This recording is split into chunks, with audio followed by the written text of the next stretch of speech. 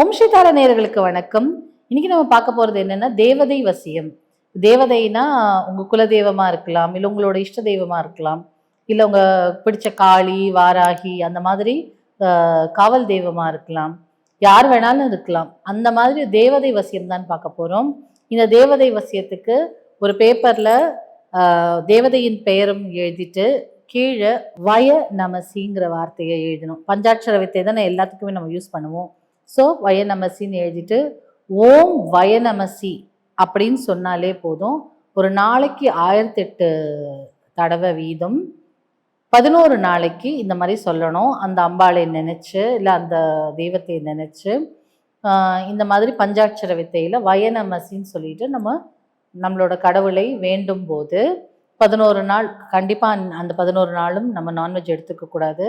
விரதம் இருக்கணும்னு ஆசைப்படுறவங்க விரதம் இருக்கலாம். விரதம்னு சொல்ல போனால் பச்சரிசி சாதம் பொங்கி அதில் அம்பாளுக்கு இருக்கும்போது கொஞ்சம் வேப்பிலையை போட்டு சாப்பிடலாம். இல்லை வெறும் பச்சரிசி சாதம் கஞ்சின்னு சொல்கிறாங்க இல்லையா, அந்த மாதிரி சாப்பிடலாம். இல்லை நான் ரெகுலர் ஃபுட்ஸ் சாப்பிடுவேன், ஆனால் வெஜிடேரியன் சாப்பிட்றேன்னு சொன்னாலும் ஓகே தான். அதே மாதிரி அந்த 11 டேஸும் நம்ம படுக்கையில் அல்லாது கொஞ்சம் தரையில் தனியாக படுத்துக்கணும் அப்படின்னு ஒரு ஒரு சின்ன ரூலு. ஃபேமிலி கல்யாணம் பண்ணவங்க ஃபேமிலி லைஃப்பில் இருக்க முடியாது, தனியாக தான் படுத்துக்கணும். ஸோ இந்த மாதிரி பேசிக் ரூல்ஸ் ஃபாலோ பண்ணாலே போதும். தேவதை பேரை எழுதிட்டு கீழே வயநமசி எழுதிடலாம். இல்லை ஃபுல் பஞ்சாட்சரமும் நீங்கள் எழுதணுன்னா ஃபுல்லவும் எழுதிக்கலாம். இல்லை இதுவே சிம்பிளாக போதும்னா இதுவே சிம்பிளாக போதும். சொல்லிட்டு ஓம் வயநமசி, ஓம் வயநமசி, ஓம் வயநமசி, வயநமசி வயநமசின்னு அந்த அம்பாளை நினச்சி நம்ம சொல்லிகிட்டே இருந்தாலே அந்த தேவதை நம்மளுக்கு வசியமாவாங்க.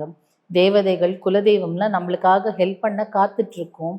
நம்ம நல்ல நம்ம உள்ளத்தோடு நல்ல குணத்தோடு அவங்கள வேண்டும் போது அந்த தேவதை நம்மளுக்கு ஈஸியாக வசமாவாங்க. இது 11 நாள்லேயே கூட நடந்துடும்.